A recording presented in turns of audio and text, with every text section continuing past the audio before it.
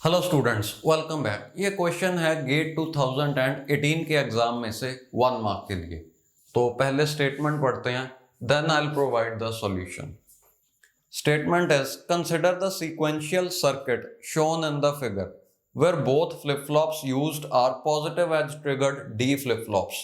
The number of states in the state transition diagram of this circuit that have a transition back to the same state on some value of n is.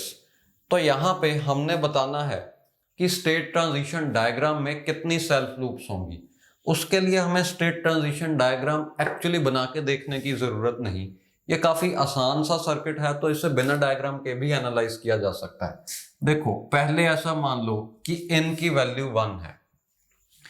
अब यहां पे कौन सी ऐसी state होगी जिसके बाद वाली state भी वही हो। ओके, मैं क्या कह रहा हूं, देखो अगर यहां पे स्टेट है 0 0, तो इससे अगली स्टेट भी क्या 0 0 ही होगी? नहीं, क्योंकि देखो ये 1 यहां शिफ्ट हो जाएगा because it is a D flip flop, और ये 0 यहां शिफ्ट हो जाएगी क्योंकि ये डी फ्लिप फ्लॉप है। ओके, तो देखो 0 0 के बाद जो अगली स्टेट आई वो है 1 0।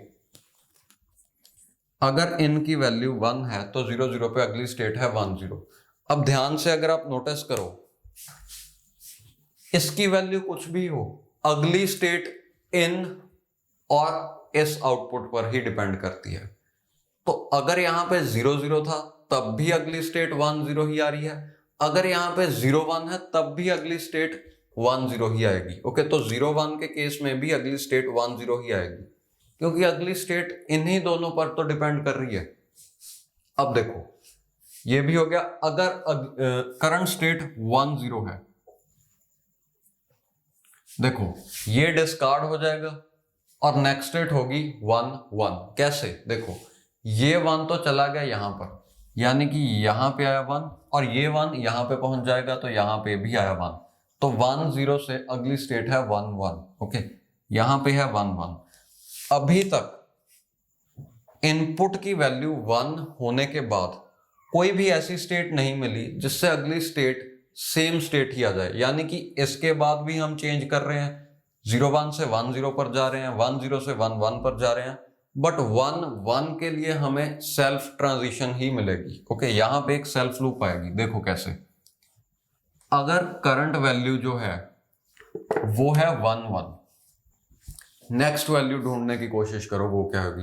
वो भी 1 1 ही होगी। ओके, क्योंकि ये यहां चला जाएगा और ये यहां आ जाएगा, तो यहां पे 1 पहुंचा और यहां पे भी 1 पहुंचा, यानी कि अभी तक हमें पहली ऐसी स्टेट मिली जिस पे सेल्फ लूप है। ओके,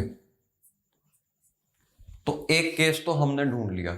इसी तरह से आपको क्लियरली अब पता चल रहा होगा कि दूसरा केस होगा जब n की वैल्यू 0 है और ये दोनों 0 0 है। ओके, तो आपका आंसर हुआ 2।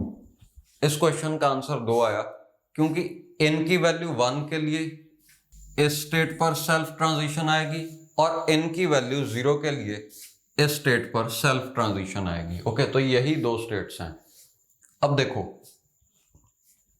इस केस को भी एक बार एनालाइज कर लेते हैं। मान लो n की वैल्यू है 0,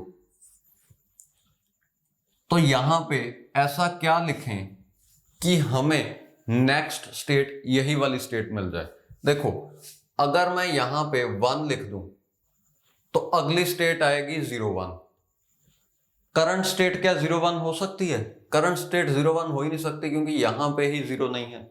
तो मान लो मैं यहां पे 0 लिख देता हूं, अगली स्टेट क्या आएगी? 0 0। क्या करंट स्टेट 0 0 हो सकती है? बिल्कुल हो सकती है। यहां पे 0 है, यहां पे 0 लिख दो, इसके बाद अगली स्टेट भी 0 0 है, यानी कि सिर्फ एक यही केस है जिसमें सेल्फ ट्रांजिशन आएगी।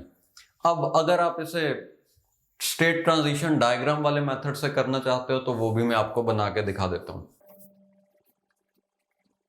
देखो इसमें 4 स्टेट्स हैं। अब नेक्स्ट स्टेट ढूंढने के लिए n की वैल्यू और पहली बिट उठा लो। अगर इस स्टेट पे इनपुट 1 है तो 1 और पहली बिट है 0, यानी कि अगली स्टेट होगी 1 0। तो ऐसी ट्रांजिशन बनेगी। ओके, अब अगर इसी स्टेट पर n की वैल्यू 0 हो जाए, 0 और पहली बिट है 0, यानी कि सेल्फ लूप। ओके, इसे एनालाइज करो। अगर इस पर n की वैल्यू 1 हो तो 1 और पहली बिट 1 यानी कि सेल्फ लूप, और अगर n की वैल्यू 0 हो तो 0 और फर्स्ट बिट है 1 यानी कि ये स्टेट आएगी। तो ऐसी ट्रांजिशन होगी। ओके, ये स्टेट भी होगी, ये भी होगी। अब इस पर देखो, अगर n की वैल्यू 0 हो तो हम यहां पहुंचेंगे, और अगर n की वैल्यू 1 हो तो 1 और पहली बिट 1 यानी कि हम यहां पहुंचेंगे। ओके, अब देखो यहां पे एक इसकी दोनों ट्रांजिशंस होगी, इसकी दोनों होगी, इसकी दोनों होगी, या इसी की दोनों ट्रांजिशंस बची हैं। अब इस पे अगर 0 आए तो हम 0 0 पे आ जाएंगे, और 1 आए तो हम 1 0 पर चले जाएंगे। ओके, ये रही स्टेट ट्रांजिशन डायग्राम। आप देख सकते हो ऐसी दो ही स्टेट्स हैं जो सेल्फ लूप शो कर रही हैं, यानी कि इस स्टेट पर अगर इनपुट 0 है तो अगली स्टेट यही होगी, इस स्टेट पर अगर इनपुट 1 है तो अगली स्टेट यही होगी। ओके, तो आपका आंसर है 2।